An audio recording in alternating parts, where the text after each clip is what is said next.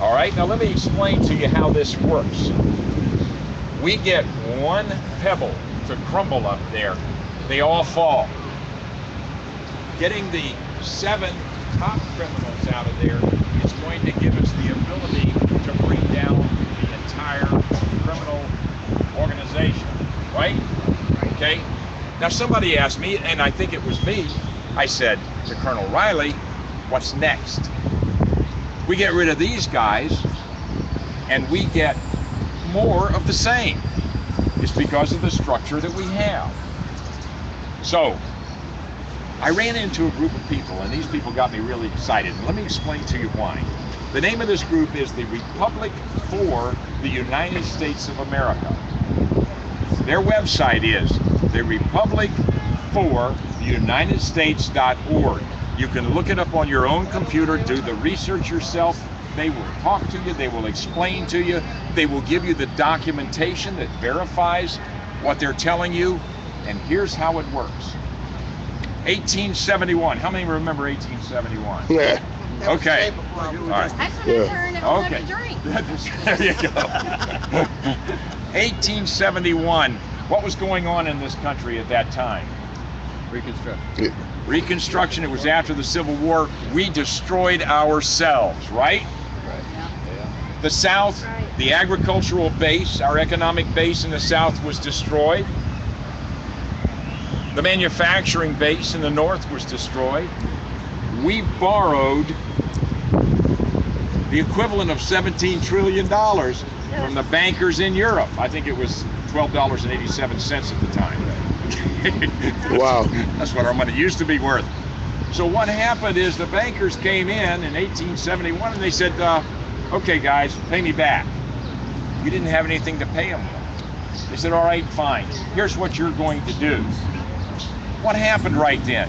Suddenly, bankers controlled our government, didn't they? Because we allowed ourselves to get into debt, much like we're doing today. So they started setting the ground rules, and here was their ground rule. You're going to form a corporation called the United States of America. Federal Reserve. Yeah. It is going to cover 10 miles square. That 10 miles square of our precious earth is what we call Washington, D.C. today. They controlled what happened in here because they controlled our congressmen, and our congressmen, as we know, are monarchs of this 10 mile square, right? Right. And I'll tell you what, do you stop and talk to any of the people here? You talk to some of the people that live in this town? They know it. They don't like it. What does it say on their license plates? Representation without, or taxation without representation. There you go. You got it. Taxation without representation, doesn't it? Yeah. They don't like not being able to voice their opinions in the halls of Congress. They don't have representatives like the rest of us. Not that they're doing us much good, but they don't even have, they can't even pretend. So anyhow, now we've got a corporation, the United States of America. They're called the U.S., they're called USA. They've got all of these brand names out there. What we've been calling, we're using this, okay? So now we have a corporation. They are ruled by a constitution that is very close to ours. But all of this was put together by attorneys, and what do attorneys do? They play games with words, don't they? Yes. They can change the meaning of a word just in one specific instance to mean something you wouldn't even recognize. Okay? That's what they did to us. The Constitution that those people up there rule under has nothing to do with our Constitution, the one that our citizenry, our people constructed. Okay? Now, this is where the fun part comes in. Some men in Washington State in 2004, thereabouts, said, been hearing all these rumors. Everybody thought it was just conspiracy theory. They said, let's go find out. Let's get the facts on this. They came to Washington, D.C. They spent 3 years researching all of the archives in Washington, D.C., and they found the original documents establishing the corporation of the United States of America. All right. Tell me that doesn't shake you to your core. The conspiracy starts to kind of gel, doesn't That's right. it? That's right. That's right. Okay, so here's what they did. They said, well, okay, we know we're getting screwed and lied to here. What are we going to do about it? And somebody asked, well, what happened to our original government structure under the Constitution? So they started researching that. And they found our original government structure as designed by the Constitution. They gathered together the documentation for it. They went before a federal judge and had it all authenticated and verified. They had in their hands our true constitutional government. And they said, okay, now what? This group of men, and I don't know how many there are, there's probably 20, 30 of them. They got together, 3,500 of their closest friends. I wish I had that many close friends. 3,500 people that they knew. And they said, all right, guys, you are now the voters of the true Republic of the United States of America. So you're going to elect a president, a vice president, and we're going to appoint a Supreme Court.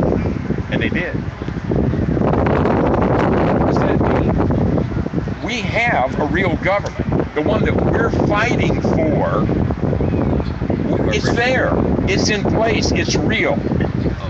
It's on the internet. And you know they can't put anything on the internet that's not true, right? Okay. Or on an ad. Absolutely. Look it up. Research it. Contact these people. They will talk to you on the telephone. They will send you copies of anything you want. You can see for yourself and understand what's going on. Now, that's the mechanics of where we are with this. They're sitting in the wings. They're saying, we're here. We're ready. Now, I've been talking to a man named Mr. Bob Barnett. He lives in Southern California. He is the ambassador at large and troubleshooter for them. I've been dealing with him on a regular basis. Last night I was on his radio show for an hour explaining the OAS side of the thing, and he brought in the transition. Now here's where, this is why what we're doing is so important here, and what you're doing is so critical. If we can create the slightest vibration up there to disrupt the flow of criminality that's going on,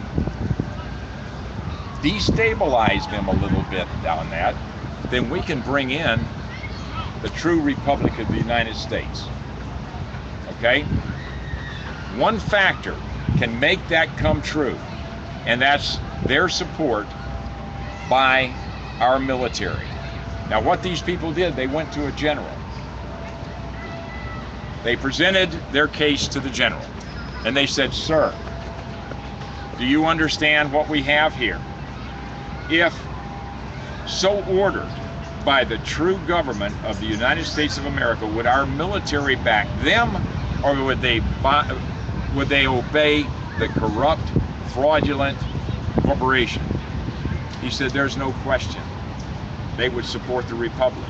He said, that's the law. That's our Constitution. That's what we swore to uphold. So now we have these commitments. We're looking for the opportunity. The military can't walk in and do this by themselves. That's a coup. They're not going to do it.